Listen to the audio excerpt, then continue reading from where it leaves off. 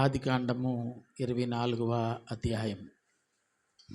Bible తెరచి మనం దేవుని యొక్క వాక్య భాగాన్ని మనం చూద్దాం.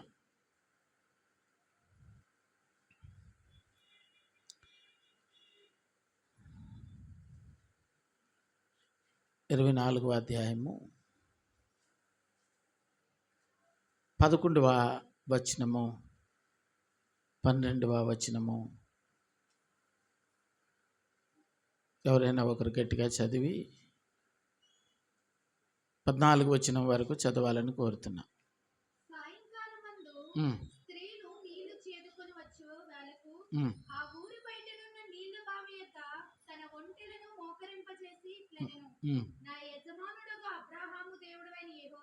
యెహోవా నేను వచ్చిన కార్యమును త్వరలో సఫలము చేసి నా యజమానుడగు అబ్రహాము మీద అనుగ్రహం చూపుము. చిత్తగించుము, నేను ఈ నీళ్ల ఊట యొద్ద నిలుచుచున్నాను. ఈ ఊరి వారి పిల్లలు నీళ్లు చేదుకొనుటకు వచ్చిచున్నారు. కాబట్టి నేను త్రాగునట్లు నీవు దయచేసి నీ కడవను వంచమని నేను చెప్పగా, నీవు త్రాగము, నీ ఒంటెలకును నీళ్లు పెట్టదునని ఏ చిన్నది చెప్పునో ఆమెయే నీ సేవకుడైన ఇస్సాకు కొరకు నీవు నియమించినదై ఉండును గాక. అందువలన నీవు నా యజమానుని మీద అనుగ్రహము చూపితవని తెలుసుకొందునని. అతడు మాట్లాడుట చాలింపక ముందే అబ్రహాము సహోదరుడైన నాహోరు భార్యకు మిల్కా కుమారుడైన బెతూయేలుకు పుట్టిన రిబకా కడవ భుజం మీద పెట్టుకొని వచ్చెను. చాలండి.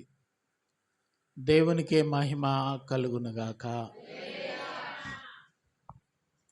ఒక బాధ్యత కలిగిన పని మీద ఎలియాజరు బయలుదేరాడు. ఏమిటి బాధ్యత కలిగినటువంటి పని అంటే, తన యజమానుడైన అబ్రహాముకు కుమారుడు ఉన్నాడు. యవనస్తుడు, వివాహ వయస్సు వచ్చిన బిడ్డ. అతనికి వివాహం చేయాలని అబ్రహాము నిర్ణయించుకున్నాడు. నిర్ణయించుకున్న నిర్ణయం మేరకు అబ్రహాము పెండ్లి కుమార్తెను సిద్ధపరిచే బాధ్యత తన ఇంటి పెద్ద దాసుడైన ఎలియాజరుకు అప్పగించాడు. అబ్రహాము ఆలోచనలో కానీ, శారా ఆలోచనలో కానీ, ఇస్సాకు యొక్క ఆలోచనలో కానీ పెండ్లి కుమార్తె ఎంపిక చేయబడలేదు. అమ్మాయి ఎవరో ఎక్కడిదో వాళ్ళకైతే తెలియదు. మరి అమ్మాయి లేకుండా వివాహం ఎలా? వివాహం చేయాలని ఆలోచన వచ్చింది తడవు. వారు దేవుని సన్నిధిలో ప్రార్థించటం మొదలుపెట్టారు. అబ్రహాము దేవుని సన్నిధిలో విశ్వాసంతో ఉన్నాడు. రిబకా దేవుని సన్నిధిలో విశ్వాసంతో ఉంది. అలాగనే ఈ బాధ్యతలు అప్పగించబడిన ఎలియాజరు దేవుని సన్నిధిలో విశ్వాసంతో ఉన్నాడు. ఇలా విశ్వాసముతో నా కుమారుని భార్య నా దేవుడు నాకు అనుగ్రహించిన బిడ్డ అయి ఉండాలి. విశ్వాసంతో ప్రార్థన చేస్తూ ఎలియాజరును పంపించాడు. ఒంటెలు సిద్ధపరచుకొని మార్గమందు కావలసిన ఆహార వ్యవహారాలన్నీ సమకూర్చుకొని ఎలియాజరు బయలుదేరి వెళుతూ ఒక మాట చెప్పాడు తన యజమానుడైన అబ్రహాంతో. అయ్యా, అమ్మాయిని వెతకటానికి నేను వెళ్తున్నాను. ఎక్కడుందో, నేను ఏ ఊరు వెళ్ళాలో నాకైతే తెలియదు. నేను వెళ్ళిన ఈ ప్రదేశం అంతా, నేను తిరిగిన ప్రదేశం అంతా నేను చూసినప్పుడు ఒకవేళ మన వంశానికి, మన జాతికి సంబంధం లేనటువంటి అమ్మాయి ఎక్కడైనా గుణవంతురాలుగా, సౌందర్యవంతురాలుగా ఉంటే నేను సిద్ధపరిచి తీసుకొని రావచ్చా అని అడిగాడు. నేను జీవం కలిగిన దేవుని సేవించుచున్నాను. నా దేవుడు తప్పనిసరిగా నీ కార్యం సఫలం చేస్తాడు. నా స్వజనులలోనే తప్ప వేరొక అన్య కుటుంబాల్లో నుంచి వద్దు అని చెప్పాడు. మనసులో ఎలియాజర్ నాలటుడైతే ఇది జరిగే పని కాదు అని అనుకుంటాడు. అబ్రహాము విశ్వాసంతో చెప్పాడు. అబ్రహాము ఏ విశ్వాసంతో ఈ మాట చెప్పాడో అదే విశ్వాసంతో తాను బయలుదేరాడు. సాయంకాలం అయ్యేసరికి ఒక గ్రామ పొలిమేరలోనికి అడుగు పెట్టాడు. వెళ్ళిన ఎలియాజరు బహుశా ఇంకా నేను ఎంత దూరం వెళ్ళాలి, నా కార్యము సఫలం చేసే దేవునికి నేను ప్రార్థన చేస్తే నా యజమానుడికి కావలసిన ఉత్తమమైన వ్యక్తిని నా దేవుడు నా ప్రార్థన ముగించేలోగా తీసుకొని రావాలి. తన హృదయంలో గొప్ప విశ్వాసం, ప్రార్థన చేయటం మొదలుపెట్టాడు. ఆమెన్ అనేసరికి ఆమె కళ్ళ ముందు దేవుడు సిద్ధపరిచిన అబ్రహాము స్వజనులలో నుంచి గుణవంతురాలైన శ్రేష్టమైన పవిత్రమైన కన్యక ఆయన ముందు నిలవటం ఆయన చూశాడు. దేవునికే మహిమ, దేవునికి మహిమ కలుగునగాక. ఇది ఇక్కడ మనం చదువుకున్న వృత్తాంతము. ఈ వృత్తాంతంలో మనం అర్థం చేసుకోవడానికి అబ్రహాము కుమారుడు వివాహంలో జరిగిన సందర్భం. నేటి దినాల్లో వివాహాలు ఆగిపోయాయా అంటే వివాహాలు జరుగుతూ ఉన్నాయి. మరి జరుగుతూ ఉన్నప్పటికీ ఈ వివాహ వ్యవస్థను దేవుడు ఎప్పుడు స్థాపించాడో, ఆయన ఏ విధంగా జరిగించాడో, ఆయన ఆ విధంగా జరిగించమని తన బిడ్డలైన వారికి తెలియచేశాడో, ఇవన్నింటిలోని మనుషులు తనకు అనుకూలమైన రీతిలో మార్చేసుకున్నారు. అబ్రహాం ఒకటి చెప్పాడు, నా స్వజనులలోని ఒక బిడ్డ ఉండాలని. అన్య స్త్రీ వద్దుగాక వద్దని చెప్పాడు. ఒకవేళ దొరకకపోతే అని అడిగినప్పుడు ఆయన చెప్పిన మాట ఏమిటంటే, నేను సేవించుచున్న దేవుడు ఖచ్చితంగా నీకు సహాయం చేస్తాడని చెప్పాడు. రాజీ పడని విశ్వాసం అబ్రహాముకు ఉంది. నేటి క్రైస్తవుల్లో అటువంటి విశ్వాసం మచ్చుకైనా ఉందో లేదో నాకు తెలియదు. అందరూ కూడా కంఫర్ట్ చూసుకుంటున్నారు. ఏంటంటే మనకి సాగిపోతే, మనకి జరిగిపోతే, మనకి అనుకూలంగా అయిపోతే ఇక చాలు అని అనుకుంటున్నారన్నమాట. తర్వాత వారి జీవితంలో ఎన్నో సమస్యలు, శోధనలు ఇవన్నీ ఎదురైనప్పుడు ఏమని చెప్తారంటే, ఆడి జీవితంలో ఎలా ఉంటే అలా జరుగుతుంది. ఏమండి, వాళ్ళ జీవితంలో ఎలా ఉంటే అలా జరుగుతుంది. సరిపెట్టుకొని చస్తూ బ్రతికే జీవితానికి సమాజం అలవాటు పడిపోయిందన్నమాట అండి. నేను చెప్పే మాట ఏమిటంటే, దేవుని యొక్క వాక్యానుసారంగా పిల్లలు యవ్వన ప్రాయంలోనికి రాకముందు నుంచే తల్లిదండ్రులు బిడ్డల యొక్క భవిష్యత్తు కొరకు దేవుని సన్నిధిలో ప్రార్థన చేయాలి. విలాప వాక్యాల్లో రాయబడిన మాట దేవుడు ఊరికినే రాసిలేదు. ఏమని రాశాడంటే, రేయి మొదటి జామున నీ పిల్లల కొరకు నువ్వు ప్రార్థన చేయాలి. ప్రార్థన అనేది వాళ్ళ చుట్టూ ప్రాకారంలాగా దేవుడు నీవు చేసే ప్రార్థనను సిద్ధపరుస్తూ ఉంటాడు. కంచెలేని వ్యవసాయం పరుల పశువులకు ఏ విధంగా లోనైపోతూ ఉంటుందో, ప్రార్థన లేని కుటుంబాలు కూడా ఆ విధంగా అస్తవ్యస్తంగా మారిపోతూ ఉంటాయి. దేవునికి కావాల్సింది అంగు ఆర్భాటం కాదు, ఆయన చిత్తం కొరకు కనిపెట్టే విశ్వాసం దేవునికి కావాలి. దేవుడు నీకు తినటానికి ఆహారం, ధరించటానికి వస్త్రం, ఉండటానికి ఇల్లు, సమాజంలో కీర్తి ప్రతిష్టతలు ఇవన్నీ ఇచ్చి నీ నుండి దేవుడు ఆశించుచున్నది ఏమిటంటే, ప్రతి విషయమందు నన్ను నీవు సంప్రదించాలని, నా వద్ద విచారణ చేయాలని, నన్ను అడగాలని దేవుడు ఆశపడుతూ ఉంటాడు. ఇది దేవుని చిత్తమా కాదా నిజంగా దేవుడు అలా ఆలోచిస్తాడా అని కొంతసేపు మనల్ని మనం ప్రశ్నించుకుంటే, ఈ కుటుంబ యజమాని ఏమనుకుంటాడంటే, ప్రతి ఇంటికి ఒక యజమాని ఉంటాడు. రత్నం నన్ను అడగకుంటే ఎందుకు ఇలా చేసింది అనే ఆలోచన ఎప్పుడైనా వచ్చుంటే, అది సర్వశక్తిమంతుడైన దేవుడు కూడా ఆయన పిల్లలు ఏదైనా అడగకుండా చేస్తే అదే ప్రశ్న అటువంటి బిడ్డలను గూర్చి దేవుడు మనస్సులో వేసుకుంటూ ఉంటాడు. కోరుకుంటాం కదా, ఒక ఇంటి యజమానిగా నా భార్య నన్ను అడగాలి, నా పిల్లలు నన్ను అడగాలి, అడిగి చెయ్యాలి. ఒక్క మాట అయినా చెప్పకుండా ఎందుకు ఇలా చేశారు అని బాధపడే యజమానులు ఉన్నారు. అలాగే ఆ యజమాని యొక్క విలువను తగ్గించినట్లుగా యజమానుడు ఫీల్ అవుతూ ఉంటాడు. ఇప్పుడు ఏది జరిగింది, ఏమండి నేను ఇది కొనాలనుకుంటున్నానంటే అయితే కొని అంటాడు. ఎలాగూ మా ఆయన నేను ఎప్పుడు అడిగినా కాదండ కదా అని అడగకుండా కొండం ప్రారంభిస్తే అదే యజమానుడు హృదయంలో బాధపడతాడు. ఇది ప్రతి ఇంట్లో జరిగే ముచ్చట. మరి పరలోకపు తండ్రి కూడా అడగకుండా నువ్వేం చేసినా మొట్టమొదటిగా ఆయన బాధపడేవాడై ఉన్నాడు.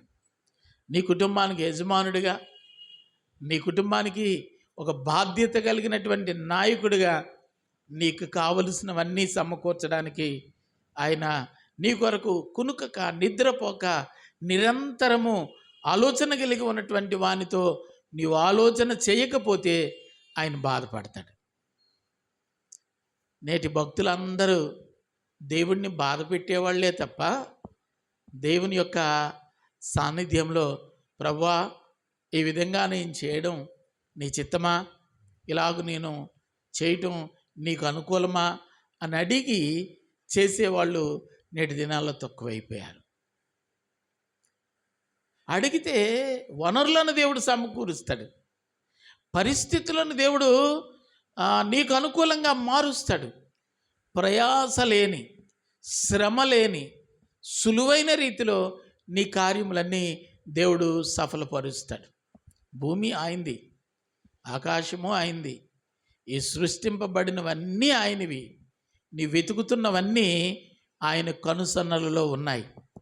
నువ్వు ఏదైనా కావాలి అని అనుకుంటే నువ్వు లోకమంతా వెతకాలి, కానీ నీకు ఏదైనా కావాలని అనుకుంటే ప్రభువుని అడిగితే ఎలియాజరు ప్రార్థన ముగించక మునిపే తన ముందుకు తీసుకొని రాగలిగిన దేవుడు, నీ ప్రార్థన అవసరతలను ఎరిగినవాడు, ఖచ్చితంగా నీ ముందరకు నీ వెతుకుతున్న దానిని తీసుకుని వచ్చే దేవుడై ఉన్నాడు.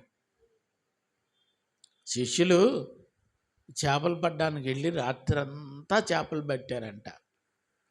సముద్రం పట్ల గొప్ప అపారమైన అనుభవం కలిగినటువంటి వ్యక్తులు ఒక్క పిత్తన పరికి కూడా పట్టలేకపోయారు.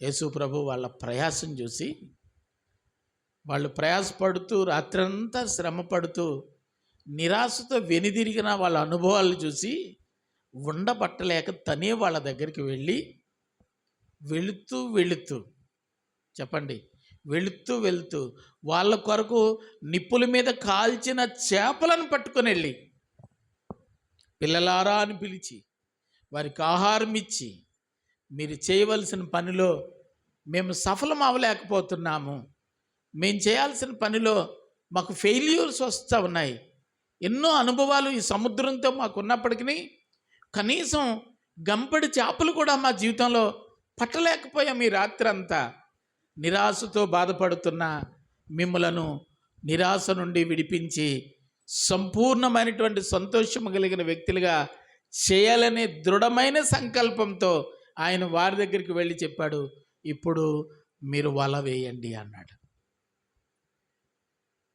వాళ్ళ మనసులో రాత్రంతా వేస్తున్నాము, మాకు తెలిసిన ప్రయత్నాలన్నీ చేశాము, ఎక్కడా ఒక చేప పడలేదు అని చెప్పొచ్చు. కానీ మాట్లాడింది, చెబుతూ ఉన్నది ఈ సృష్టిని కలుగు చేసిన స్వరం. ఆకాశము కలుగునుగాక కలిగింది, భూమి కలుగునుగాక కలిగింది, సమస్త జీవరాశులు కలుగునుగాక కలిగినవి. అదే స్వరం ఇప్పుడు చెప్తుంది, ఈ తట్టున వల వేయండి అని. ఎక్కడో విశ్వాసం కొంచెం వారి జీవితంలో ఉంది. అల్ప విశ్వాసంతో పరిచర్యను, దేవుని పిలుపును, దేవుని కొరకు పనిచేయమనిన ఆ ఆజ్ఞను మరిచి చేపలు పట్టడానికి పోయినప్పటికీ నష్టం, అపజయం వారి జీవితంలో ఎదురైనప్పుడు మరలా వాళ్ళలో దేవుని మాటకు వ్యతిరేకంగా మనం ఆలోచిస్తున్నామేమో, అదే దేవుని మాట మరొకసారి విందాం అని చెప్పి వారు వలలు వేసినప్పుడు అద్భుతాన్ని చూశారు. లాగలేనంత, ఆ వల పిగిలిపోయేటంత విస్తారమైన పెద్ద చేపలు వారు పట్టి ఈ ఆజ్ఞకు మూలమై ఉన్న క్రీస్తును ఆరాధించారు. దేవునికి మహిమ కలుగునగాక. వాళ్ళు అన్నారు, ప్రభువా నువ్వు లేవనుకుని నీ మార్గాన్ని విడిచి వేరొక మార్గాన్ని మేము ఎన్నుకున్నాం. ఇప్పుడు మాకు అర్థమైంది నీవు మాతోనే ఉన్న దేవుడు అని. క్రీస్తు లేడు, యూదులందరూ క్రీస్తుని చంపేశారు. ఆయన ఉన్నంతకాలం మా బ్రతుకులు సాగాయి. ఇప్పుడు ఆయన లేడు గనక మా బ్రతుకుల్లో మాకు ప్రత్యామ్నాయం కావాలి అని అనుకొని ప్రయాసపడ్డారు. కానీ ఏ విధమైన ఫలితానికి నోచుకోలేని పరిస్థితి. ఇప్పుడు ఆయన వైపు చూసినప్పుడు, ఆయన స్వరాన్ని వినినప్పుడు వారు అద్భుతాన్ని చూడగలిగారు. ఆ చేపల యొక్క లెక్క వాళ్ళ హృదయంలో, వాళ్ళ అనుభవంలో ఎప్పుడూ పట్టలేనన్ని చేపలు వారు పట్టగలిగారు. ఎక్కడ దాక్కున్నాయి ఈ చేపలు? ఇప్పటి వరకు ఎన్ని ప్రయత్నాలు చేశాం, ఎన్నిసార్లు మనం వల వేయలేదు. నీ అనుభవం కాదు, నీవు ఆధారపడే దేవుడు నీ జీవితానికి ముఖ్యం. అలాగున ఆధారపడినప్పుడు, అటువంటి ప్రార్థన ఎలియాజరు చేసినప్పుడు, ఎలియాజరు అలసిపోకుండానే, వృధాగా ప్రయాణం చేయకుండానే వెతకబోయే తీగె కాళ్ళకు తగిలినట్లుగా దేని కొరకు ఆయన ఎదురు చూస్తూ ఉన్నాడో ఆ బిడ్డను ఆమెన్ అనకముందే దేవుడు అతని ముందుకు తీసుకొని రాగలిగాడు. దేవునికే మహిమ కలుగునగాక. చాలాసార్లు మన కొరకు దేవుడు దేనిని నియమించాడో దానిని మర్చిపోయి దాని కొరకు ప్రయాసపడకుండా మన ప్రయత్నాలు చేస్తూ చేస్తూ చేస్తూ సంతృప్తి పడిపోతూ ఉంటాం. మనం ఇది చాలునే, పర్వాలేదులే అని, ఎప్పుడో అయినప్పుడే అవుతుందిలే, ఇలాంటి కొన్ని ప్రయత్నాలు, ఇలాంటి కొన్ని ఆలోచనలతో మనం ఏం చేస్తామంటే నిజమైన దాని కొరకు నిరీక్షించలేకపోతామన్నమాట అండి. ఆయన చెప్పాడు, రొట్టెని అడిగితే నేను రాతిని ఇచ్చేవాడనా అన్నాడు. నువ్వు ఏది అడిగితే అదే ఇచ్చేవాడినని ఆయన స్పష్టంగా చెబుతున్నాడు. నువ్వు అడిగితే ఇచ్చే దేవుడని స్పష్టంగా ఆయన చెబుతా ఉంటే, ఆయన ఇచ్చే వరకు నువ్వెందుకు చూడలేకపోతున్నావు? ఆయన ఇస్తాడని నువ్వెందుకు నమ్మిక ఉంచలేకపోతున్నావు? రాజీ పడిపోయే బ్రతుకులు విశ్వాస వీరుడు జాబితాలోనికి నిన్ను తీసుకొని పోలేవు. పర్వాలేదులే, ఇదైనా సరిపోద్దులే, కాదు. నువ్వు దేని కొరకు ఆశపడుతున్నావో, ఏది స్వచ్ఛమైనదో, ఏది నాణ్యమైనదో, ఏది స్థిరమైనదో దానిని మాత్రమే దేవుడు నీకు అనుగ్రహించేవాడు. గట్టిగా స్తోత్రం చెప్దామా? కాబట్టి మనం ఏ పని చేసినా ఆ పని యొక్క కొనసాగింపు ఎలా ఉండాలంటే, కూర్చోనైనా కూర్చో, రా,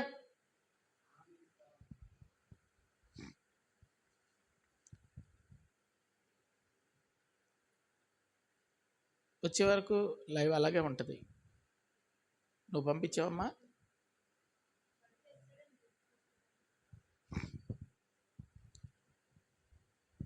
మనం ఏ కార్యమైతే చేయి తలపెట్టామో ఆ కార్యము ముగించే వరకు, అది సంపూర్ణమయ్యే వరకు మనం దేవుని మీద ఆధారపడటం, ఆనుకోవటం మనం ఎప్పటికీ మర్చిపోకూడదు.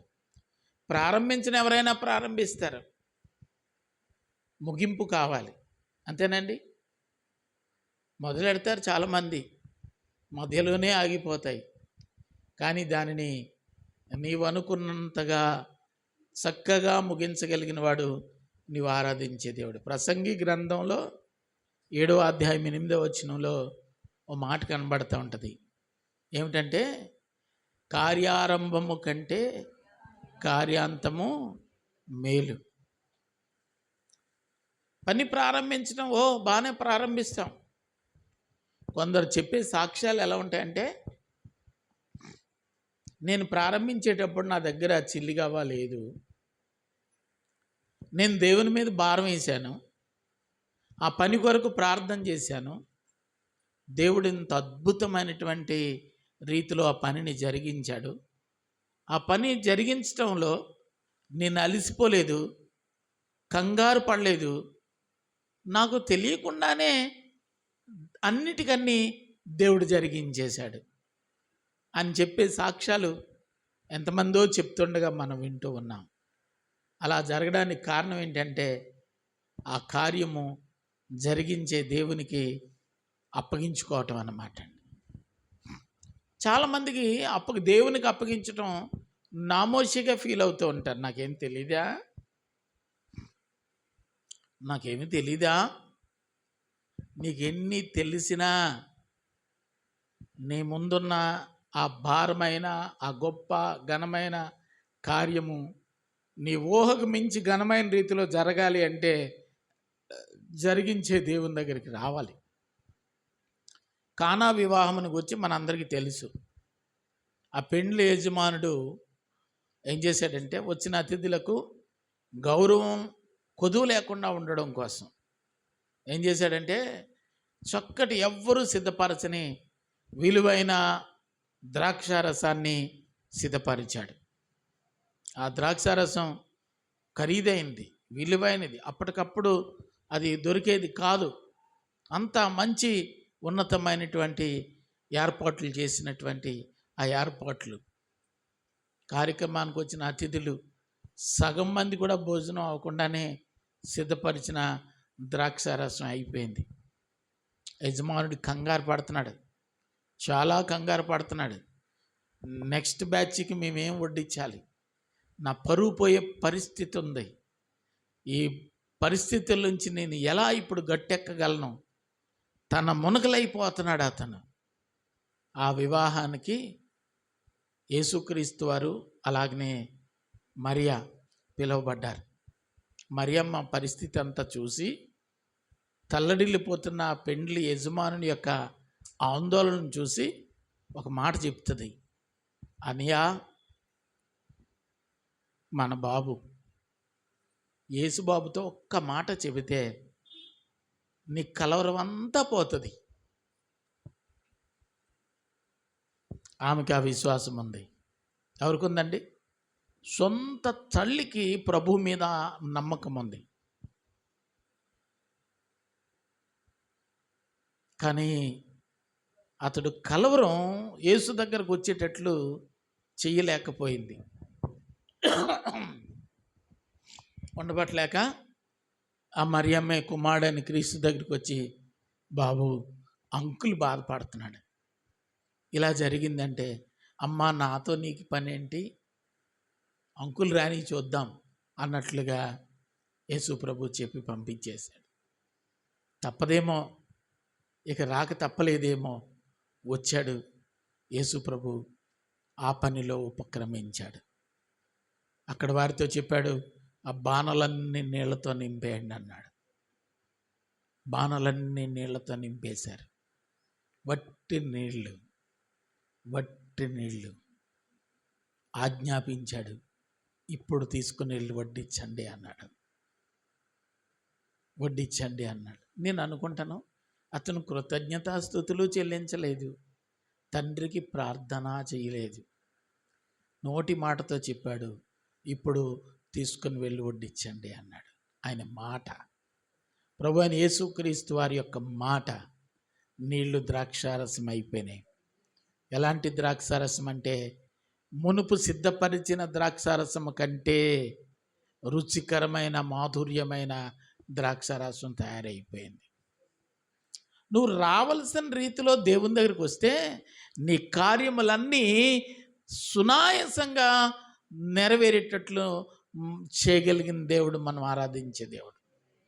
సువార్త, పరిచర్య, ఆరంభ దినాలు అదే మొట్టమొదటి అద్భుతం అని కూడా బైబిల్లో రాసి ఉంది. ప్రభు కార్యాలు గొప్పవన్నమాట అండి. ఆధారపడితే, ఆనుకుంటే నిన్ను ఘనమైన స్థితిలో నీ దేవుడు ఉంచేస్తాడు. నువ్వు పడినా, నీవు ఆలోచించిన, నీ ఆలోచనకు మించి దేవుడు నీకు సహాయము చేస్తాడు. దేవునికే మహిమ కలుగునగాక. ఆ విధంగా దేవుడు నీ జీవితంలో అద్భుతాలు చేయడానికి గాను నిన్ను నీవు సిద్ధపరచుకోవాలి. యాకోబు పత్రిక 5వ అధ్యాయము 8వ వచనంలో కూడా ఒక మాట మనకు కనబడతా ఉంటుంది. త్వరగా చదవండి. యాకోబు పత్రిక 5వ అధ్యాయము 8వ వచనం.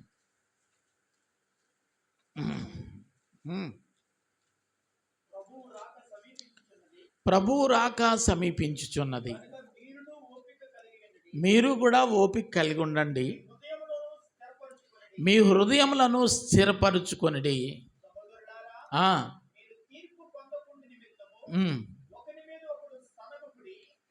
చాలండి. ఈ 8వ వచనంలో కనబడుతున్న మాట ఏమిటంటే, మీరు ఓపిక కలిగి ఉండి మీ హృదయాల్ని స్థిరపరచుకోండి.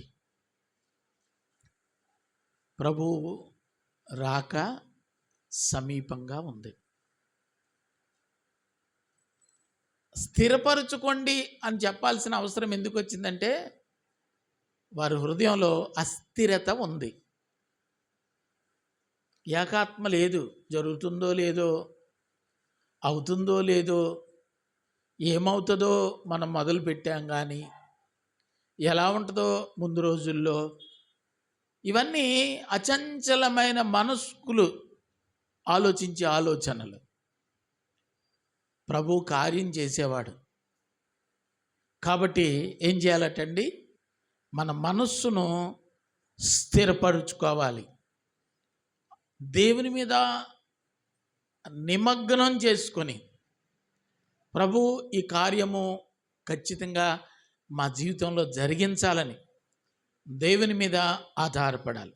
చాలామంది డబ్బున్నప్పుడు దేవుని మీద ఆధారపడరు. ఇదంతా ఎలా చేస్తారంటే, ప్రార్థన పెడితే మంచిది, కార్యక్రమానికి ప్రార్థన, ఆ తర్వాత కార్యక్రమాలన్నీ అయిపోయిన తర్వాత మరొక ప్రార్థన పెడితే మంచిది, ఆచారం. ఇదొక సంప్రదాయం అన్నమాట అండి. అంటే మొదట ఒక ప్రార్థన, తర్వాత ఒక ప్రార్థన, అయిపోయింది కార్యక్రమం. ఈ ప్రార్థన యొక్క ఆంతర్యం ఏంటంటే పెనుగులాట. నా వల్ల కాదు ప్రభువా, నేనేమీ చేయలేను ప్రభువా, ఆ ముందున్న ఆ పరిస్థితులన్నీ నేను ఊహించుకుంటే నా శక్తి చాలదు ప్రభువా అని చెప్పి, నీ సహాయం లేకపోతే నేనేమీ చేయలేనని ఒక చేతగాని వాడు ఏ విధంగా సరెండర్ అయిపోతాడో, భక్తుడు దేవుని దగ్గర సరెండర్ అయిపోవాలి. అలాగున సరెండర్ అయితే నిన్ను లేవదీసి హత్తుకుని భుజం తట్టి, నువ్వు చూడుడి, వచ్చి చూడుడి అంటాడంతే. యుద్ధం చేసే పని లేదు, పోరాడే పని లేదు, ప్రయాసపడే పని లేదు. నువ్వు కూర్చో, నేను కార్యం చేస్తానంటాడు. పూర్వం పెళ్ళిళ్ళు ఎలా ఉండే ఏంటండి, బంధువులందరినీ వంకాయలు కోయడానికి పిలాలి. గంపెడు వంకాయలండి, ఇద్దరు కోసేస్తారు, కానీ ఆ పాలులందరినీ పిలాలి. పోనీ పిలిచిన వెంటనే వస్తారంటే 10 సార్లు పిలాలి. అర్థమైందా? రాలేదు కదా అని వదిలేస్తే మళ్ళీ అదో పెద్ద యుద్ధం. నువ్వు నన్ను సరిగా పిలిచావా, ఎందుకు ఈ వంకాయ కోయడానికి? ఎన్ని యుద్ధాలో తెలుసండి. పెళ్లి చేసినోడు, కార్యం చేసినోడును, నేరం చేసినోడు ఒకటట. ఒక సామెత చెప్తా ఉండేవారు. పిలిస్తే ఒక బాధ, పిలవకపోతే ఒక బాధ. యుద్ధాలు. అందరినీ బ్రతిమలాడుకొని ఎంత గోటో ఎంత గోటో. ₹10 పని ఆవిడ వచ్చి చేస్తే ఎంత పని అండి? ₹10 పని ₹1,00,000 బతిమలాడించుకుంటుంది. బంధాన్ని వీడలేక, కుటుంబస్తులు వదులుకోలేక, ఇక ఏదో సామెత అంటారు, వసుదేవుడు అంతటి వాడు గాడిద కాళ్ళు పట్టుకున్నట్టుగా ఈ గాడిదలన్నీ మారాన్ చేస్తూ ఉంటే పట్టుకోవాల్సి వస్తుంది అన్నట్టుగా అనిపిస్తూ ఉంటుంది. సంతోషించేవాడు ఒక్కడు ఉండడు, సహాయం చేసేవాడు ఒక్కడు ఉండడు. అయ్యో మహేష్ రత్నం కష్టపడుతున్నారు, కార్యక్రమం బోల్డ్ పనులు ఉంటాయి, నేను వెళ్ళి అమ్మ ఏమైనా సహాయం చేయాలా అని స్వచ్ఛందంగా వచ్చి వాళ్ళ యొక్క మద్దతు, వాళ్ళ అభిమానాన్ని చాటుకునే వాళ్ళు నేటి దినాల్లో కరువైపోయారు. అర్థమైందండి? ఒక్క వాళ్ళ విషయంలోనే కాదు, ఇక్కడున్న అందరి విషయాల్లో ఇదే వరవాడి. ఏకాత్మ ఉండదు, ఏకాభిప్రాయం ఉండదు. ఏదో ఒక రకంగా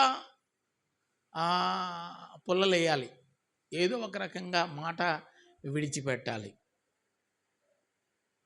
అందుకే దేవుడు నిన్ను అడుగుతున్న మాట ఏంటంటే, ఈ జనులందరూ ఇలాంటి వాళ్ళు కాబట్టి సహాయం చేయగలిగిన నేను నీకు సహాయం చేయటానికి నువ్వు నా మీద పూర్తిగా ఆనుకుంటే, ఆధారపడుకుంటే, ఏక మనసుతో ఏకాత్మతో నీ హృదయాన్ని స్థిరపరచుకొని నువ్వు ప్రార్థన చేస్తే విజయం చూడకుండా ఉండలేవు. అది అతని యొక్క అభిప్రాయం. దేవుని మీద ఆధారపడవలసిన రీతిలో ప్రతి ఒక్కరూ ఆధారపడితే దేవుడు అద్భుతం చేస్తాడు. హెబ్రీయులకు రాసినటువంటి పత్రికలో 3వ అధ్యాయం 3వ వచనంలో ఓ మాట దేవుడు ఈ సందర్భంలో రాయించి ఉంచాడు. చదువుదామండి, ఎందుకైనా మంచిది. 3:3 ప్రతి ఇల్లు ఎవరైనా ఒకరి చేత కట్టబడుతుంది, సమస్తమును కట్టువాడు దేవుడు. ఇంటిని కూర్చే అంటే ఏదో డాబా గురించో, పెంకుటిల్లుని కూర్చో, పందిరిని కూర్చో చెప్పబడుతున్నటువంటి మాట కాదు. మనందరికీ తెలిసిన మాట, ఒక సామెత అంటారు, ఇల్లు కట్టి చూడు, పెళ్లి చేసి చూడని. ఒక కుటుంబం కట్టబడటం అనేది ఒక ఇంటిని కట్టడం అనేటువంటి భావనతో ప్రజలు మాట్లాడుతూ ఉంటారు. ఏ ఇల్లైనా ఎవరైనా కడతారు, కానీ సమస్తమును కట్టగలిగినటువంటి వాడు దేవుడు. దేవునికి మహిమ కలుగునగాక. ఆయనకు అసాధ్యమైంది ఏదీ లేదు. ఆయన వల్ల మాత్రం ఖచ్చితంగా జరుగుతూ ఉంటుంది. దేవుడు ఇల్లు కట్టేవాడు అనేటువంటి మాట ఈ భాగం నుంచి మనం తీసుకుంటే, మన ఇంటిని దేవుడు బాగుగా కట్టేటట్లు మన ఇంటిని ఆయనకు అప్పగించుకోవాల్సిన అవసరత ఉంది. పాడైపోయిన ఇల్లు, వివాదాస్పదంగా మిగిలిపోయిన ఇల్లు, చెదిరిపోయిన ఇల్లులు ఎన్నో ఉన్నాయి లోకంలో.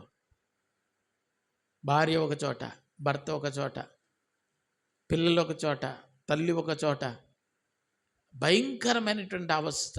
ఇది ఒక ఇల్లేనా అనుకుని ఆశ్చర్యపోయి పరిస్థితిలో ఉన్నటువంటి కుటుంబాలు ఎన్నో ఉన్నాయి. అవి మనుషులు కట్టిన ఇళ్ళు. అది సరి చేయబడాలి అంటే సరి చేయగలిగిన దేవుని దగ్గరికి ఆ ఇంటి వారు రావలసిన రీతిలో వస్తే ఆయన బాగుగా కట్టే దేవుడు. దేవరాపల్లి దగ్గర ఒక వాకపల్లి అనే ఒక గ్రామం ఉంది. భార్య భర్తలు విడిపోయి కోర్టులో కేసు నడుస్తూ ఉంది. అలా నడుస్తూ చాలా సంవత్సరాలుగా ఆమె అమ్మగారింటి దగ్గర ఉంది, ఆయన ఏమో అక్కడ ఉన్నాడు. కోర్టులో కేసు నడుస్తూ ఉందన్నమాట. ఆ ఊరు సువార్తకి దైవ సేవకులు విజయానందం పాస్టర్ గారు వెళ్ళారు. ఎవరో చెప్పారు, యేసుప్రభుని నమ్ముకుంటే నీ సమస్యలన్నీ పోతాయమ్మా, నీ డబ్బంతా కోట్లకే ఖర్చు పెడుతున్నావు, ఈ పరిస్థితుల నుంచి విడిపించగలిగిన దేవుడు యేసు ప్రభు అని చెప్పారు. యేసు ప్రభు అలాగూ చేస్తే అంతకంటే కావాల్సిందే ఉందని చెప్పి యేసు ప్రభు మీద ఎక్కడో చిన్న మనసు ఉంది ఆమెకి. ఆ ఊరు వీధి సువార్త చేసేటప్పుడు ఆమెకు అనిపించిందంట, ఈ సేవకులకి భోజనం పెట్టాలి అని. స్థానిక పాస్టర్ గారితో చెప్పింది, ఆ పెద్దయ్య గారిని మా ఇంటికి భోజనానికి తీసుకొని రండి అని. ఆ పాస్టర్ గారు సరే అన్నారు. ఆ గ్రామంలో పెద్దింటోళ్ళు పిలిచి భోజనం పెడతానంటే వాళ్ళ ఆతిథ్యం ఎందుకు వద్దనాలి, సరే అని అలాగేనమ్మా అన్నారు. మధ్యాహ్నం సరిగ్గా 1 గంట అయింది. పాస్టర్ గారు, అలా స్థానిక పాస్టర్ గారు ఆ ఇంటికి వెళ్ళి కూర్చుంటే అప్పుడు పాస్టర్ గారు భోజనం చేద్దరు కానీ కాళ్ళు కడుక్కోండి అని చెప్పింది ఆవిడ. అమ్మా మీ యజమాని ఏడమ్మా అని అడిగారు. ఓ అదో పెద్ద తగువయ్య గారు అని చెప్పింది. అప్పుడు పాస్టర్ గారు ఏమన్నారంటే, నీవు భోజనం పెడితే నేను తినను, నీ భర్త నీవు కలిసి ఉండి నాకు భోజనం పెడితే అప్పుడు భోజనం చేస్తా. ఎందుకలా అనిపించాలనిపించిందో ఆయనకి అన్నాడు. దైవ సేవకుడు భోజనం చేయకపోతే నాకు ఆశీర్వాదం లేదు. సేవకుడేమో ఇలా అంటున్నాడు, సుమారు 20 సంవత్సరాలు అయిపోయింది మేము విడిపోయి, నా ఆశీర్వాదాలు నేను వదులుకోవడానికి నేను ఇష్టపడను. అయ్యగారు గుమ్మలో కూర్చోండి అని చెప్పింది. ఆమె వేగంతో పరుగున పొలంలోనికి వెళ్ళింది. వాళ్ళ ఆయన దుక్కు దున్నుతున్నాడు. ఏం చేస్తున్నాడండి? దుక్కు దున్నుతున్నాడు. కోర్టులో కేసు ఉంది. పొలం గట్టు దగ్గరికి వెళ్ళి నిలబడితే ఎవరో చెప్తున్నాడు, ఒరే మీ గయ్యాలి పిల్లం వస్తుంది రోయ్ అని. ఆడికి ఆశ్చర్యం, ఎందుకు వస్తుందో తెలదు. మళ్ళీ ఏం గొడవ వచ్చి పడిపోద్దాం అనుకుంటున్నాడు. పొలం గట్టు మీద నుంచి మాయా అగ్గేస్తాను తాళం ఇయ్యనిందంట. గోసు ఊడిపోయింది దెబ్బకాడికి. ఒడ్డుకు వచ్చేసాడు. ఇద్దరు కలిసి ఇంటికి వచ్చేసారు. ఇక 20 సంవత్సరాలకు ఎక్కువగా గ్రామస్తులు చేయలేని పని, కోర్టులో జరగని న్యాయం, ఒక్క మాటతో ఆమె వెళ్ళి మాయా అగ్గేస్తాను రా అంటే ఇక ఇంతవరకు నెత్తి మీద వేసింది అగ్గి. కుటుంబంలో వేసేసుకుంది అగ్గి. ఇప్పుడు అంటే పల్లెటూరు భాషలో అగ్గేస్తానంటే వంట చేస్తానని అర్థం. ఇక అంతే.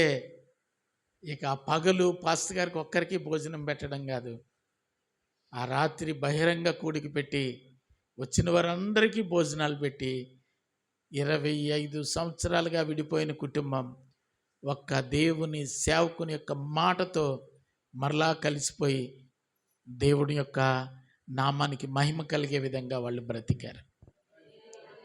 ఎవరో ఎవరో ఎవరో ఎన్నో ప్రయత్నాలు జరిగినాయి, కానీ ఒక్క ప్రయత్నం ప్రభు సాన్నిధ్యంలోనికి రావటానికి సాహసించటం దేవుడు ఆ ఇంటిని నిలబెట్టేశాడు. దేవునికే మహిమ కలుగునుగాక. హల్లెలూయా, హల్లెలూయా, హల్లెలూయా. సమస్యకు పరిష్కారం ఎక్కడో లేదండి. నువ్వెప్పుడూ నీ ముందున్న సమస్యనే చూస్తావు, కానీ ఆ సమస్యను పరిష్కరించగలిగిన దేవుణ్ణి చూడలేని అంధత్వంలో ప్రజలు ఉన్నారు. దైవ సేవకుడు ప్రార్థన చేస్తూ ఉంటే ఆ సేవకుడు బయట తిరుగుతూ ఉంటే సిరియనుల సైన్యం కనిపించింది. బాబోయ్, ఇది పెద్ద సమస్య, ఏ రాత్రి అయినా వాళ్ళు మన మీద పడి దాడి చేస్తారు, బానిసలుగా పట్టుకుపోతారు. అయ్యగారు ఇది ప్రమాదకరమైన స్థలం, త్వరగా మీరు ప్రార్థన ముగిస్తే మనం వెళ్ళిపోదాం, ఈ ఊర్లో ఉండొద్దు. ఏమైందిరా అంటే శత్రువులు చుట్టూరు కాపలా కాస్తూ ఉన్నారు. ఏ సమయంలోనైనా ఈ రాజ్యం మీద పడ్డానికి వాళ్ళు సిద్ధంగా ఉన్నారు. మనం పారిపోదాం అయ్యగారు అన్నాడు. సేవకుడు ప్రార్థనతో చెప్పాడు, తండ్రి వీని కన్నులు తెరువుము అని. వాని కన్నుల్లోంచి పొరల వంటివి రాలే, తేటగా కనబడుతున్నాయి. ఈ తిరిగేవాడు కదా, మళ్ళీ బయటికి వెళ్ళి చూశాడు. ఇప్పుడు ఆయనకి విచిత్రమైన దృశ్యం కనబడుతుంది. ఎవరైతే ఆ దేశాన్ని నాశనం చేయాలని సైన్యం చుట్టూరు ఉన్నారో, ఆ సైన్యాన్ని నాశనం చేయడానికి యెహోవా దూతలు అగ్ని రథముల చేత పట్టణమంతా కావలి కాస్తూ ఉన్నారు. మనం ఆరాధించే దేవుడు ఎంత గొప్పవాడంటే నిన్ను కాపాడడానికి కునుకడు నిద్రపోవడని బైబిల్లో మనం చూస్తాం. అటువంటి మంచి దేవుని యొక్క కాపుదల క్రింద నువ్వు చూడగలిగితే ఆ భద్రత నీ కళ్ళ ముందు కనబడతా ఉంటుంది. భద్రపరిచే దేవుడు నీ కళ్ళ ముందు కనబడతా ఉంటాడు. మనం దాన్ని చూడం. మనం దేన్ని చూస్తాం అంటే సమస్యనే చూస్తాం. సమస్య చాలా పెద్దది, అది కొండంత సమస్య అని చెప్తాం. నీకు విశ్వాసం ఉంటే ఆయన చెప్తున్న మాట, ఈ పర్వతం ఎత్తి సముద్రములో పడునుగా కంటే అది పడుతుంది అని చెప్పాడు. అటువంటి విశ్వాస వీరులుగా నేటి దినాల్లో మనం ఉన్నప్పుడు దేవుడు ఆశీర్వదిస్తాడు. యోహాను సువార్త 2వ అధ్యాయము 17వ వచనంలో ఒక మాట కనబడతా ఉంటుంది. సువార్తలో యోహాను సువార్త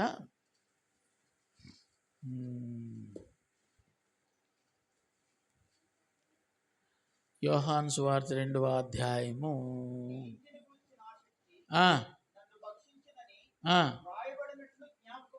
దేవునికి మహిమ కలుగును గాక.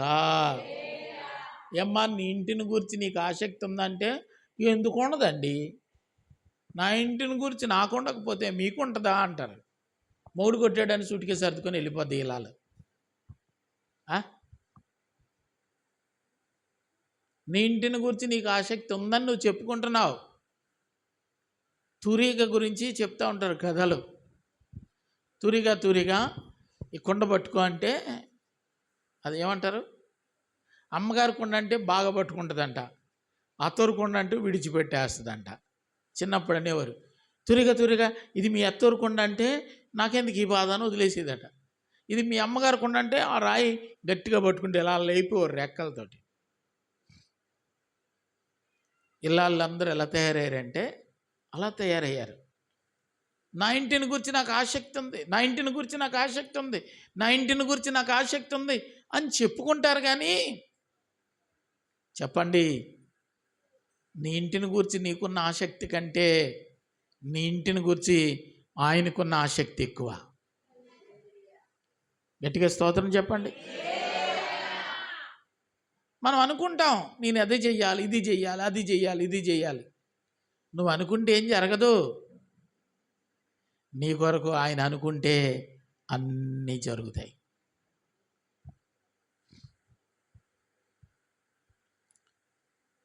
పిపి అగ్రహారంలో ఒక తల్లిగారు ఉన్నారు. ఆ వెలమ కుటుంబం, 3 పిల్లలు ఆమెకి.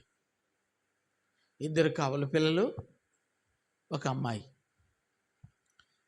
ఈ 3 పిల్లలు కలిగిన తర్వాత తన భర్త చనిపోయాడు. భర్త చనిపోయిన తర్వాత అన్నదమ్ములు అందరూ, శనిగొట్టిదానా నువ్వు మా కొంపలోకి వచ్చిన తర్వాతే మా కొంప నాశనం అయిపోయింది, తలపతిలాంటి మా అన్నయ్య కూడా చచ్చిపోయాడు అని చెప్పి లేనిపోని సాకులు వంకలు చెప్పి ఏం చేశారంటే ఆమెకి రావాల్సిన వాటా ఇవ్వకుండా పక్కకు తోసేశారు. బాధపడుతూ చిన్న పిల్లలు, ఈ 3 పిల్లల్ని పెంచుకుంటూ కూలి చేసి రూపాయి బేడ వస్తే ఆ పిల్లల్ని భోజనం పెట్టి సాకుతూ ఉంది. చాలా కష్టమైన పరిస్థితి ఆమె ఎదుర్కొంటా ఉంది. వింటున్నారా? ఇటువైపు మాట్లాడకండి. చాలా కష్టమైన పరిస్థితి ఎదుర్కొంటా ఉంది. ఒకవైపు ఏమో కుటుంబం తోసేసింది పక్కకి, ఆకలితో అలమటించే పిల్లలు, ఇలాంటి భయంకరమైనటువంటి పరిస్థితి ఆమె ఎదుర్కొంటున్నప్పుడు అన్నదమ్ములు, కుటుంబస్తులు ఎవ్వరూ పట్టించుకోలేదు, బంధువులు ఎవ్వరూ పట్టించుకోలేదు. కూలి పని చేసుకొని పిల్లలకి ఆహారం పెట్టుకుంటుంది ఆ తల్లి, ఆ పేద తల్లి. పేదే కదా అని అయిపోయింది.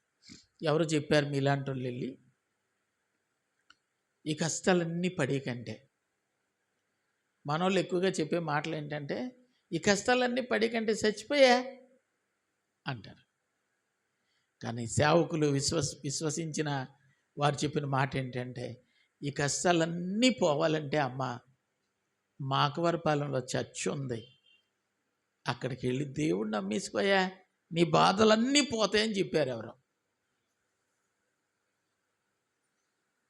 మాట మీద నమ్మిక ఉంచింది, ప్రార్థనకి రావటం మొదలుపెట్టింది. దేవుడు ఆమెను ఆశీర్వదించడం మొదలుపెట్టాడు.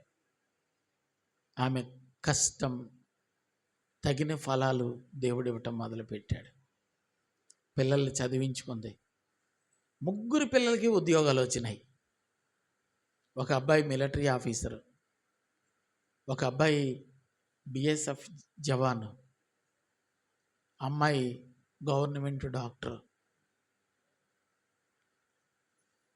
ఆమె ఇంటికి వచ్చే ఆదాయం ఆ ఊర్లో ఎవరికీ రానంత ప్రతి నెల ఆదాయం ఆమె ఇంటికి వస్తుంది. ఎవరైతే పొమ్మన్నారో, ఎవరైతే అక్కర్లేదు అనుకున్నారో, వాళ్ళ అవసరాలన్నీ తీరాలంటే మళ్ళీ వాళ్ళందరికీ ఈవిడే దిక్కయింది. ఎవరైనా పొలం అమ్ముతానంటే కొనే స్థాయిలో ఆమె ఉంది. ఈ విధంగా దేవుడు ఆశీర్వదించి ఒక ఉన్నతమైన స్థితిలోనికి దేవుడు తీసుకుని వస్తే ఆమె కృతజ్ఞతగా ఏం చేసిందో తెలుసండి? ఒక అరెకరా స్థలం దేవుని మందిరానికి ఇచ్చి, ఎక్కడో ఉన్న మందిరంలోనికి వెళ్తే ఇంత ఆశీర్వాదం వచ్చింది, మన ఊర్లోనే మందిరం ఉంటే నాన్న వారందరూ అదే దేవుని ఆరాధిస్తే వారు కూడా బాగుపడతారు ఆమె నిర్ణయించుకుంది. అర్థమవుతుందండి? చక్కటి మందిరం కట్టబడింది. ఆమె ఆశీర్వాదాలు అన్నీ కాదన్నమాట అండి. సరైన సమయంలో ప్రభు దగ్గరికి వచ్చింది. ప్రభు ఆశీర్వదించగా ఆ కుటుంబాన్ని వృద్ధిలోనికి తీసుకొని వచ్చాడు. ఆమె పొందిన దీవెనలు ఇంత అంత కాదన్నమాట అండి. అర్థమవుతుందండి? ఒక ఇంటిని ఏ విధంగా బాగు చేయాలో దేవుడు బాగా ఎరుగును. ఆమె ఏం చేయాలనుకుంది? ఆమె ఇలా జరుగుతుందని ఆమె అనుకోలేదు.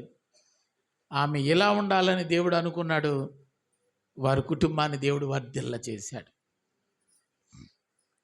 చాలామంది మనం కూడా అనుకుంటాం ఇలా ఉంటే చాలా అని అనుకున్నాం, కానీ ఎందుకో దేవుడు ఇంత గొప్ప స్థితిలో నడిపించాడని సాక్ష్యాలు చెప్పేవాళ్ళు చాలామంది ఉంటారు. కారణం ఏమిటంటే అది దేవుని యొక్క ఆలోచన. దేవుని యొక్క ఆలోచనకి నీవు అప్పగించుకుంటే దేవుడు నీ జీవితాన్ని వర్ధిల్ల చేస్తాడు. సామెతల గ్రంథం 19వ అధ్యాయము 14వ వచనంలో కూడా ఒక మాట కనబడుతూ ఉంటుంది. చదువుదామండి.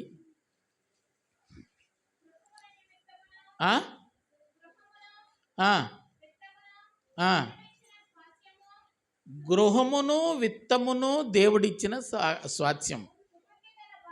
సుబుద్ధి గల భార్య దేవుడిచ్చిన దానం. భార్య ఎవరటండి?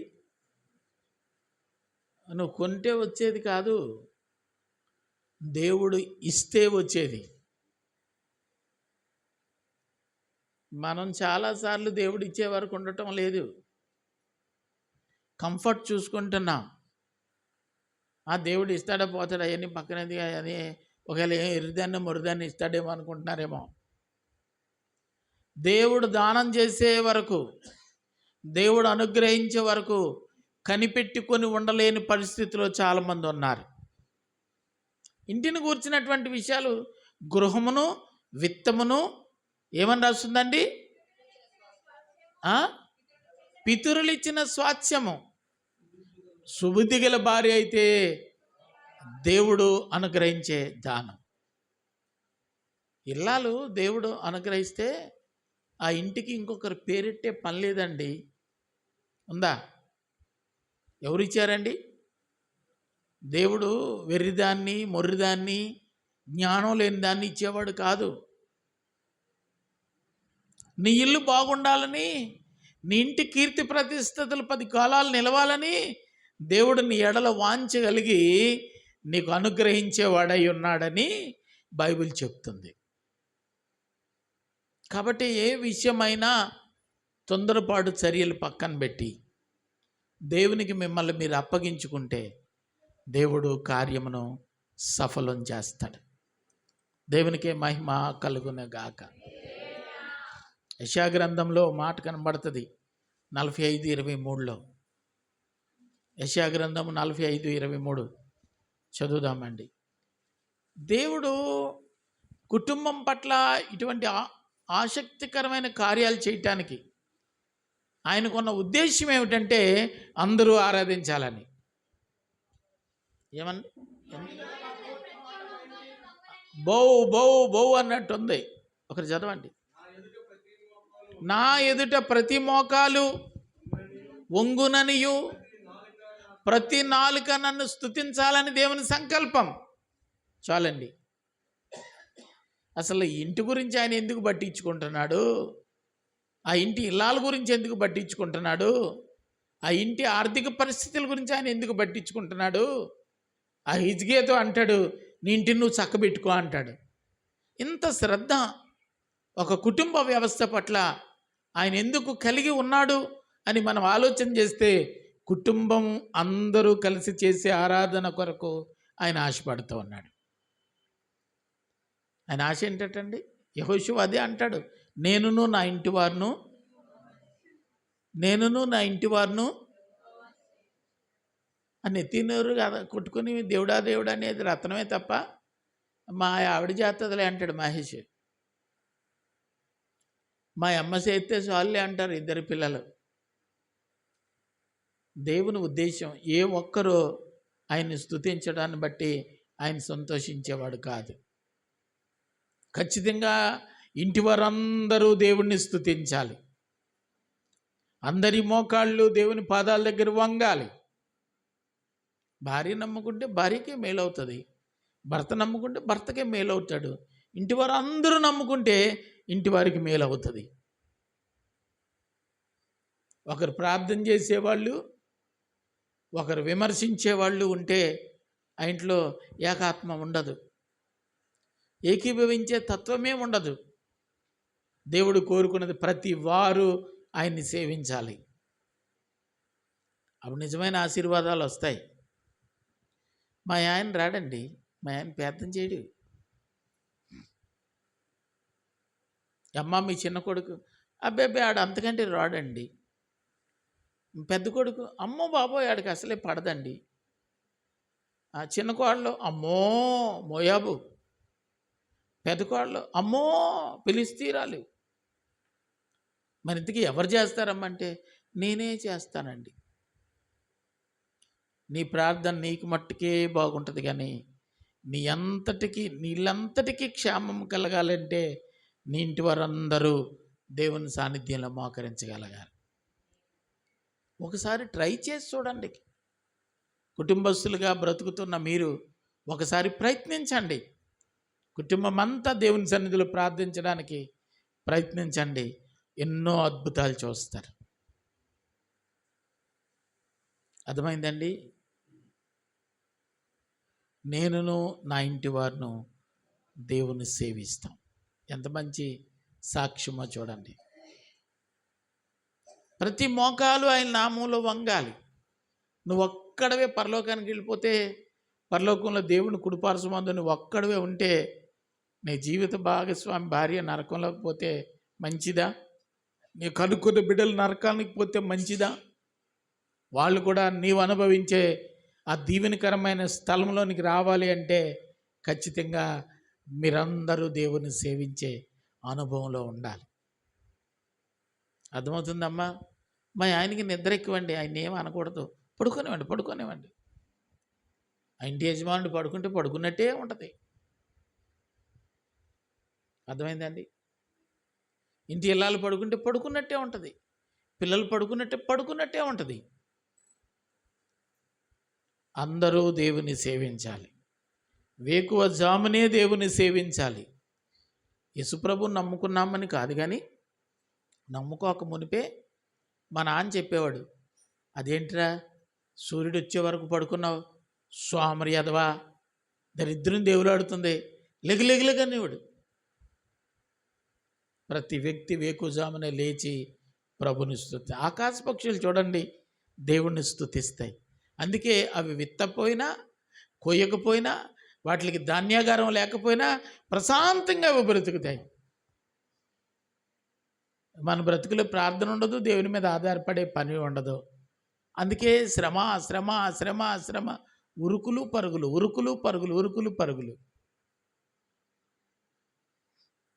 అలసిపోవటం సొమ్మసిల్లిపోవటమే తప్ప ఇంకేముందండి? ప్రార్థనకు పెద్ద పీట నీ జీవితంలో వేయగలిగితే దేవుడు నిన్ను ఆశీర్వదిస్తాడు. కాలం ఇలాగే వెళ్తుందిలే, పర్వాలేదులే అనుకుంటే బైబిల్లో రాయబడిన మాట ఒకటి ఉంది, చదువుదాం. జకర్యా గ్రంథం 14వ అధ్యాయం 17వ వచనంలో ఒక మాట ఉంటుంది, త్వరగా. జకర్యా గ్రంథం 14వ అధ్యాయం 17వ వచనం.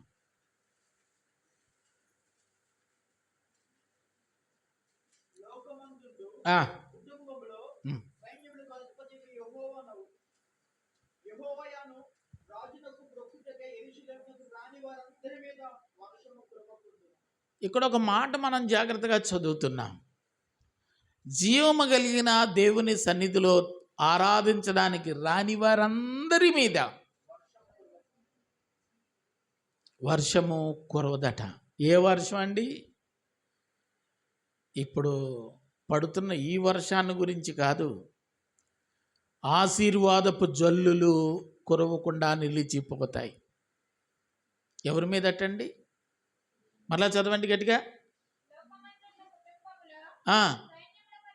లోకములో ఉన్నటువంటి కుటుంబాలు సైన్యమునకు అధిపతి అయిన దేవుని సన్నిధిలో మ్రొక్కుటకై రాకుండగా ఉండినటువంటి వారి మీద ఆశీర్వాదపు జల్లులు లేవు.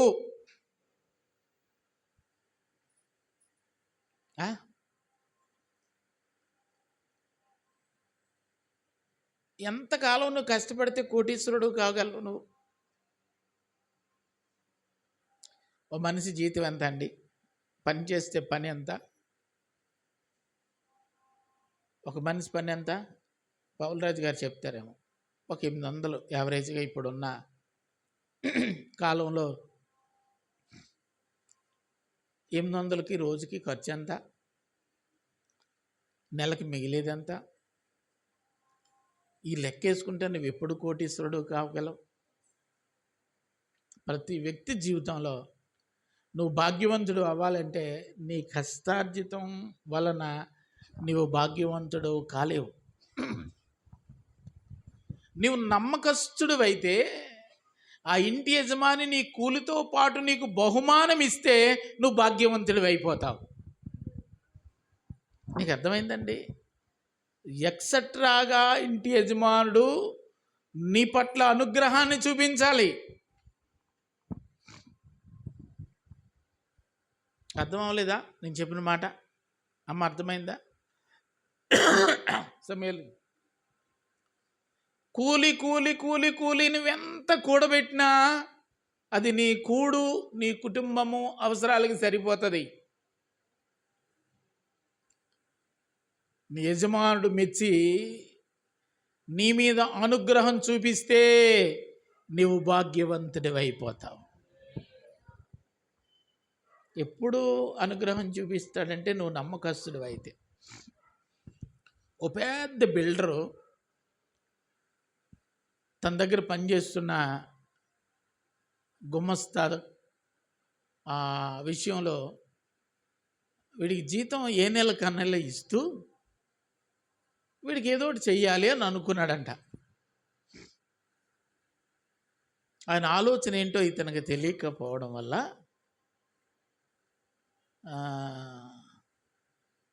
ఇలా బతికితే ఎంతకాలం బతుకుతాం, ఇల్లు లేదు, వాకిల్ లేదు, 10 రూపాయలు మిగిలేది లేదు, ఇలా ధరలు పెరిగిపోయి వచ్చిన డబ్బులు సరిపోక బాధపడిపోతున్నాం అని అసంతృప్తితో ఉన్నాడట అతను.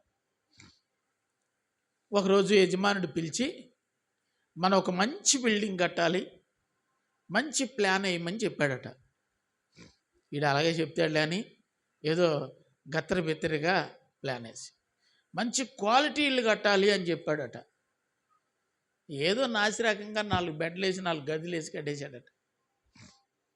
మంచి పెయింటింగ్స్, మంచి సీలింగ్స్ అన్నీ ఎవడైనా చూస్తే సూపర్గా ఉండాలి అని చెప్పాడట. ఇదేమో కట్టాడట, ఏదో ఒకలా కట్టాడట, చెప్పిన పని లేదు అన్నట్లుగా చేసేసాడు.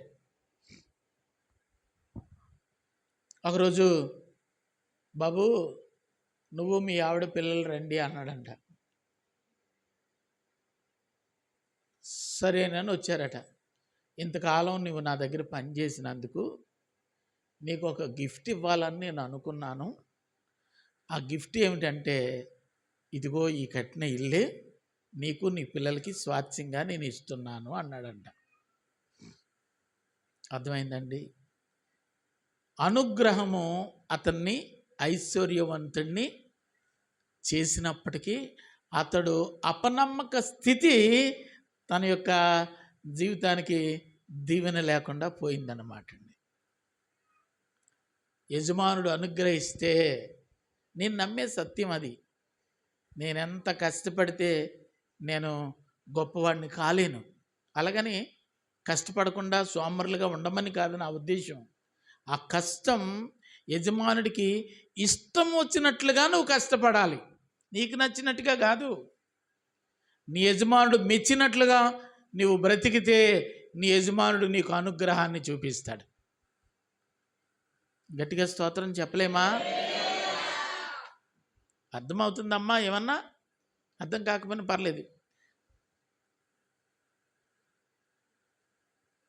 దేవుడు తన అద్భుతమైనటువంటి కృప. ఈ మధ్య వాట్సాప్లో ఒక చిన్న వీడియో క్లిప్పింగ్ చూశాను. ఒకడు పాలిథిన్ కవర్లో పట్టుకొని వెళ్ళిపోతున్నాడు, ఇలా మూతి పట్టుకొని. వాడు వెళ్తూ ఉండగా దారిలో ఒక 500 రూపాయల కట్ట కనిపించింది. వాడు వంగి చూసి తీసి, చాలా బాగుందని చెప్పి 500 రూపాయలకి ఉన్న రబ్బర్ బ్యాండ్ తీసి వీడు పాలు ప్యాకెట్ కట్టుకొని ఆ డబ్బులు పారించిపోతాడు. ఇంకా ఆడిని ఎవడు బాగు చేస్తాడండి? ఆడికి ఏమన్నా బుర్ర ఉందా?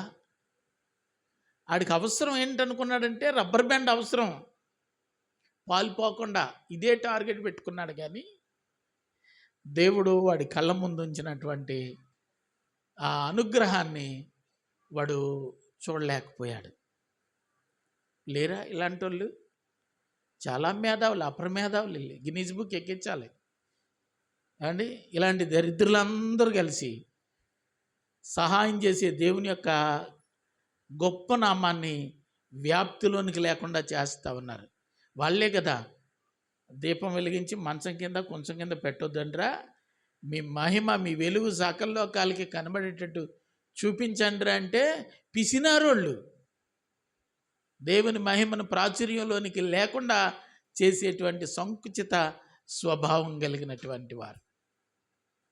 అనుగ్రహం ఆగిపోద్దట బైబిల్లో మనం చూస్తూ ఉన్నాము. 23వ వచనంలో, 23 ఇప్పుడు మనం చదువుకున్న 17వ వచనంలో, వర్షము కురవకుండా దేవుడు ఏం చేస్తాడటండి? మూసేస్తాడట. 2వ దినవృత్తాంతాలు 6వ అధ్యాయము 26వ వచనంలో కూడా ఒక మాట దేవుడు అందులో రాసి ఉంచాడు. 6:26 చదవండి త్వరగా. మనుషులు పాపము చేసినందువలన దేవుడు ఆకాశాన్ని మూసేస్తాడట. ఆకాశము తెరవటం మూయటం చేతనైన దేవుడు ఆయన. పాపలోకంలో బ్రతుకుతూ, పాపిగా బ్రతుకుతూ దేవుని యొక్క అనుగ్రహం పొందాలని అనుకుంటే ఆయన ఏమన్నాడంటే కనాను స్త్రీతో ఏమన్నాడమ్మా చెప్పండి?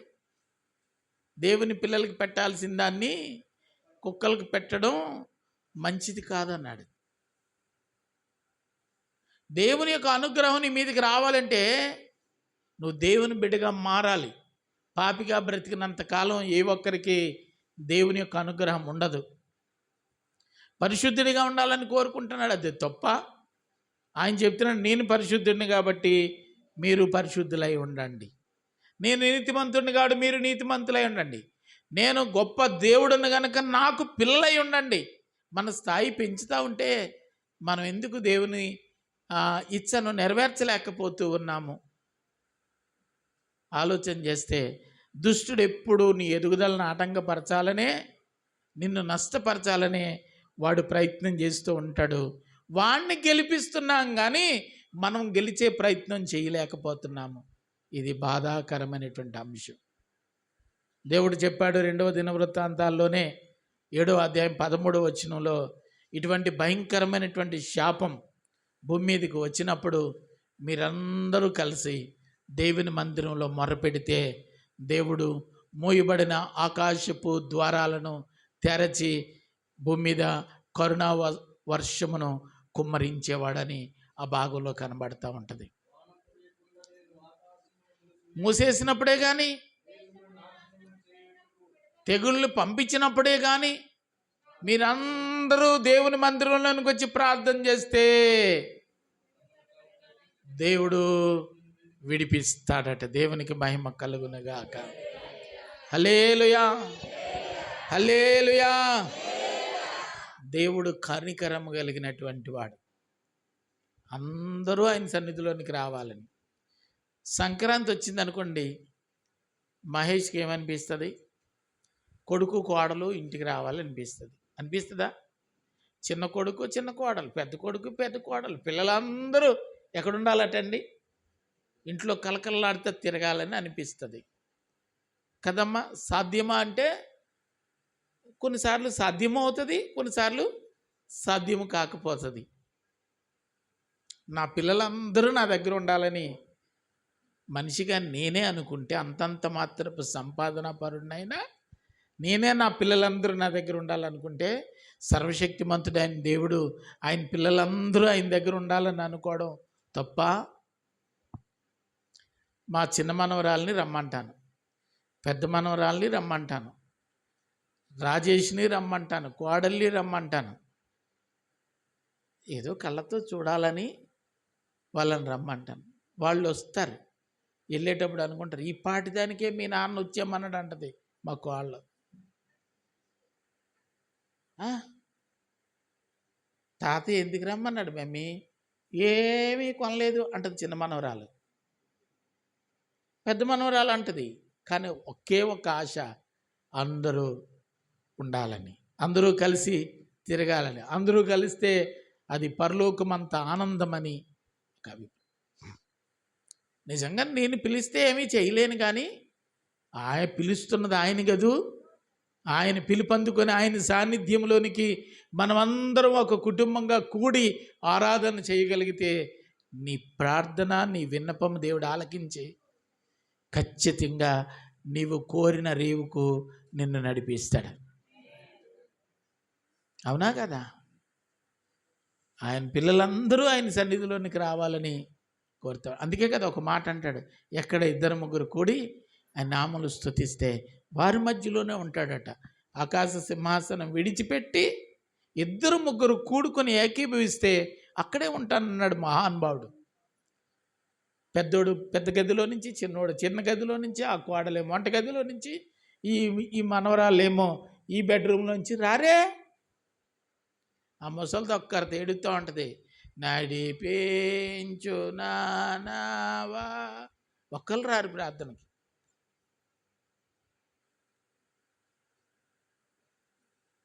మరి దేవుని యొక్క హృదయాన్ని నీవు తృప్తిపరిచిన పిమ్మట నీ బ్రతుకుని దేవుడు తృప్తిగా ఆశీర్వదిస్తాడు. తెల్లారుజామున లేవంట్రా బాబు అంటే, అమ్మ మా ఆయన ఈ మాట శబ్దం వినబడితే నిద్ర పాడైపోద్ది అని చెప్తున్నారు మీరు.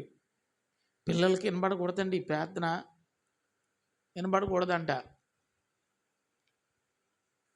దేవుడు నిన్నెందుకు ఆశీర్వదిస్తాడు?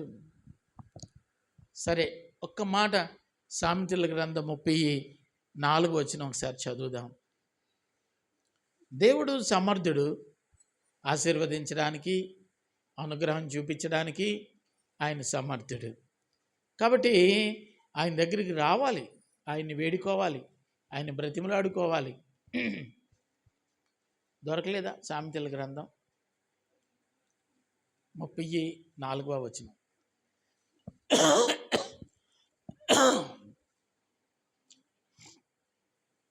ఏముందట? ఆకాశమునకెక్కి మరలా దిగినవాడెవడు? ఎవడు? బట్టలో నీళ్లు మూట కట్టినవాడు ఎవడు? స్థాపించిన వాడెవడు? ఆయన పేరేమిటో, ఆయన కుమారుని పేరేమిటో నీకు తెలుసా? దేవుడు వేస్తున్న ప్రశ్న. ఇప్పుడు ఇలా దేవుడు ఆశీర్వదిస్తాడు, అలా దేవుడు ఆశీర్వదిస్తాడని ఇంతవరకు చదువుకున్నాం. నిజంగానంటారా? ఆయన చేయగలడంటారా? ఆయన దగ్గరికి వస్తే సమస్యలు తీరుతాయంటారా? అనేకమైన ప్రశ్నలు వస్తే ఆయన ఎట్టివాడో ఆయనే చెబుతున్నాడు, ఇంకొకరు చెప్పలా. ఏమని చెప్తున్నాడటండి? ఆకాశమునకెక్కి మరలా దిగిన వాడెవడు? భూమి మీద సృష్టి ఆరంభం నుంచి చనిపోయి మరలా భూమి మీద మనుషులను సందర్శించిన వాడెప్పుడైనా ఉన్నాడా అంటే కళ్ళకు వచ్చింది మా మేనత్త అనే తప్ప నీ ముందర నిలిచిన అనుభవాలు ఎప్పుడైనా ఎవరి జీవితంలోనైనా ఎవరిని గురించైనా మనం చూసామా? చనిపోయి పరలోకానికి వెళ్ళి మరలా భూమి మీదకి దిగి వచ్చినటువంటి వాడు ఎవడైనా ఉన్నాడా అంటే అతను ప్రభు అయిన క్రీస్తే. మరణము జయించినటువంటి వాడట ఆయన. పిడికిళ్లతో గాలిని బంధించగలిగినటువంటి వాడట. నీళ్లను గుడతో మూటగట్టినటువంటి వాడట. దిక్కులను స్థాపించినటువంటి వాడట. ఎవరో తెలుసా? ఎవరో తెలుసా? తెలియదు అని నీవు చెబితే ఆ వ్యక్తిని నేనే అని తనను తాను చూపించుకుంటున్నటువంటి దేవుడు ఆయన. దేవునికే మహిమ కలుగునుగాక. అదే యెషయా గ్రంథం 40 కూడా ఒక మాట దీనిని గురించి వ్రాయబడి ఉంటుంది. యెషయా గ్రంథం 40 నేను ముగిస్తున్నాను.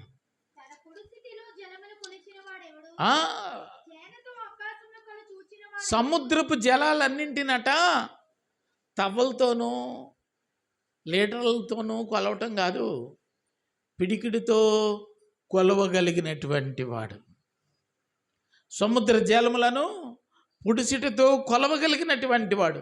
ఇంకేముందమ్మా? ఆకాశ వైశాల్యం అంతటిని ఒక్క జానతో ఇలాగూ కొలవగలిగినటువంటి వాడు.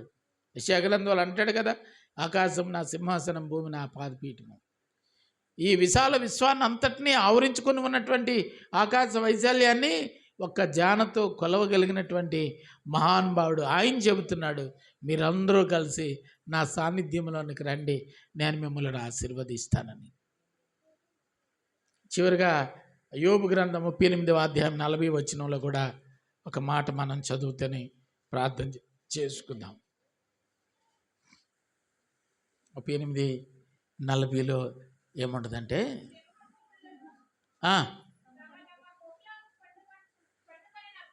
సింహపు పిల్లలు తమ తమ గుహలో పడుకున్నప్పుడు దేవునికి మహిమ కలుగునుగాక. సింహపు పిల్లలు ఆకలితో గుహలో పడుకున్నప్పుడు మీరెళ్ళి వాటికి ఆకలి ఆహారం పెట్టగలరా? అలా పెట్టగలిగిన వాడు ఎవడంటే నేను అంటాడు. ఆకలితో అలమటిస్తున్న సింహాలు ఆకలి తీర్చగలిగినటువంటి వాడు. అర్థమైందండి? అంత గొప్ప దేవుడు నాయన. నేను నీ నుండి ఆశిస్తున్నది ఏమిటంటే ఆరాధించే మనస్సు, ప్రార్థించే హృదయం, కుటుంబం అంతా నా సన్నిధిలో కనబడాలనేటువంటి వాంఛ నీవు తీర్చగలిగితే నీకంటే భాగ్యవంతుడు ఈ భూమి మీద మరొక్కడు ఉండడు. అది దేవుని యొక్క హృదయ వాంఛను నీవు తీర్చగలిగితే ఇప్పటి నుంచైనా ఆ విధంగా దేవుని సన్నిధిలో కుటుంబ సమేతంగా నీవు సేవించగలిగితే, ఆరాధించగలిగితే, భార్యాభర్తలుగా మోకరిల్లి, భార్యాభర్తలు పిల్లలుగా మోకరిల్లి దేవుని సన్నిధిలో నువ్వు స్తుతించగలిగితే నిన్ను ఆశీర్వదించకుండా ఉండే దేవుడు కాదు. అటువంటి దేవుని కృప నిండుగా మీ అందరి కుటుంబాల మీద నిలిచి ఉండునుగాక. తల వంచండి, ప్రార్థన చేద్దాం. మహాగణుడు అయిన మా దేవ, కొన్ని మాటలు మేము ధ్యానం చేశాం నాయనా. అందులో నీ శక్తి ఎంత గొప్పదో, నీ ఔన్నత్యం ఎంత